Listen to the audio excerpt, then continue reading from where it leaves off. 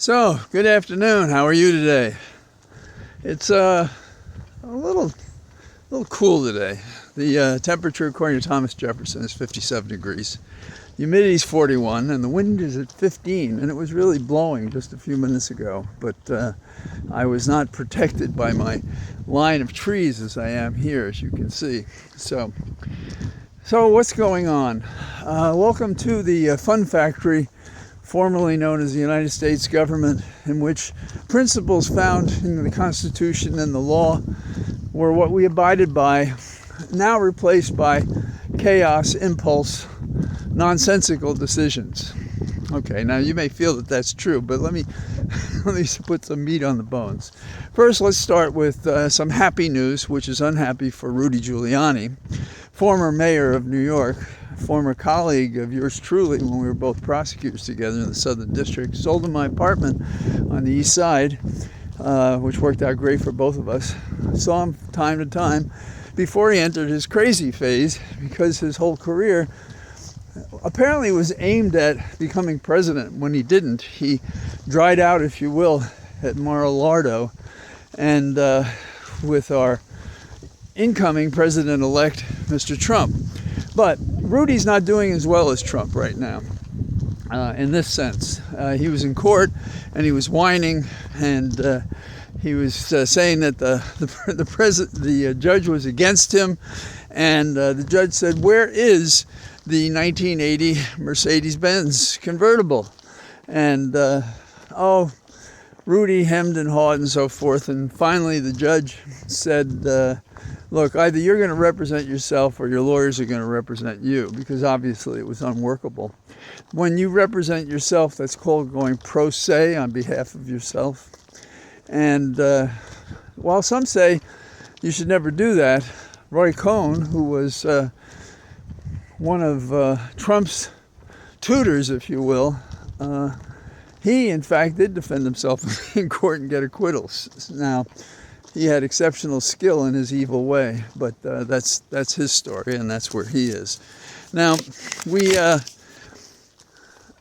have to wait and see what the judge does with regard to Rudy. He wants him to turn over his Florida condo, and he wants an answer about the Yankee World Series rings that he has. Rudy says he's given them to his son. You know, he's turned into this like common con criminal. It's really amazing to watch him. Now, Trump, on the other hand, he just waves a wand and the Department of Justice falls on his back and does whatever the hell he wants.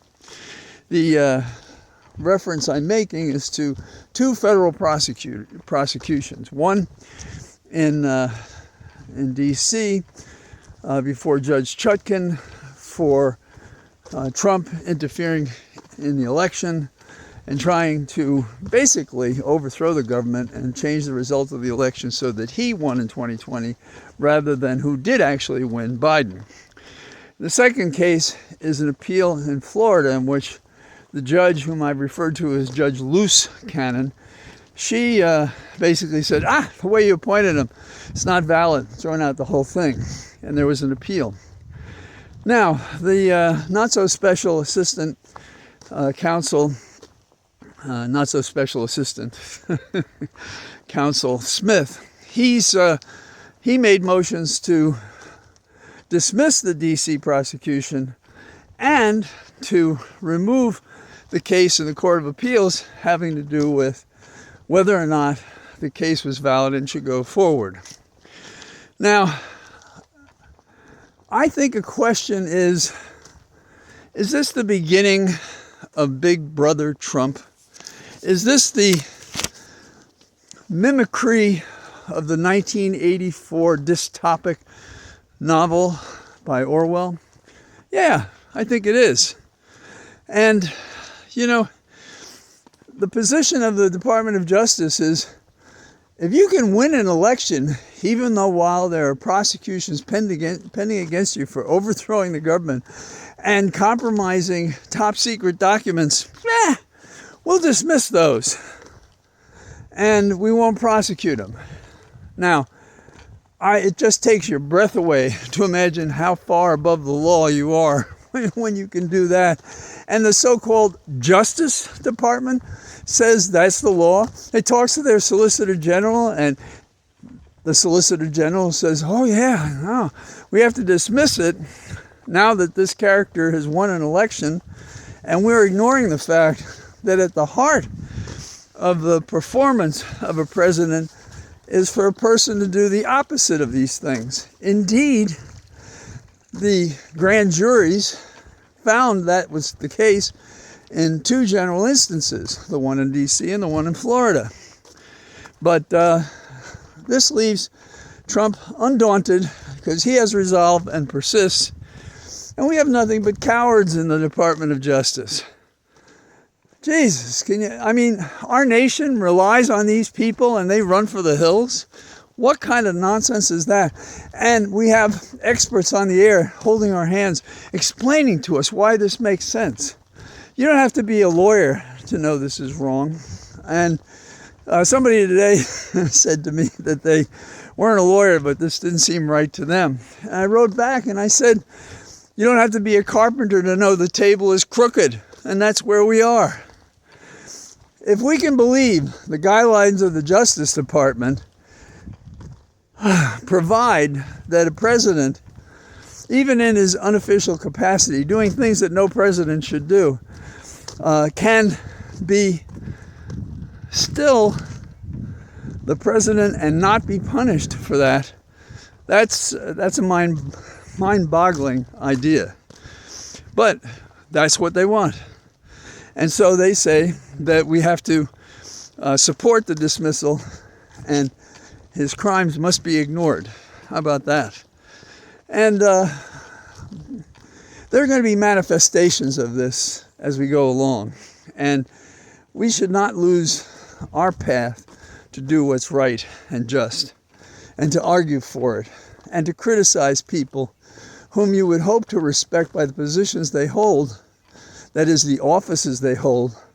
But we cannot overlook and ignore the policies they claim in this kind of Philadelphia lawyer way, that, oh, you just have to understand the details, really down deep. How can you do this? We should wait 4 years and not do it at all, or he's immune. And so, meanwhile, people across America are being prosecuted for bullshit cases, and this guy commits among the highest crimes one could possibly do as president, and the Department of Justice shrugs its shoulders. Sorry.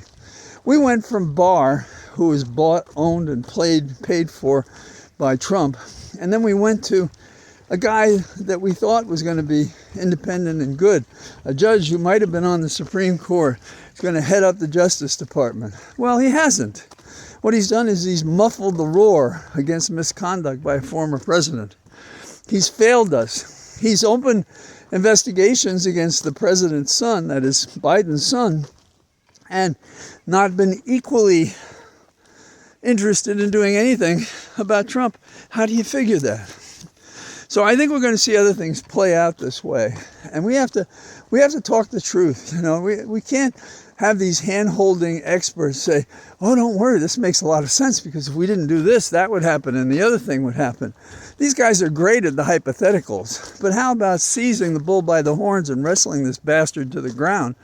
Because that's what he deserves. And yes, a jury can look at it, but we can't be deaf, dumb, and blind to what we lived through and saw and experienced.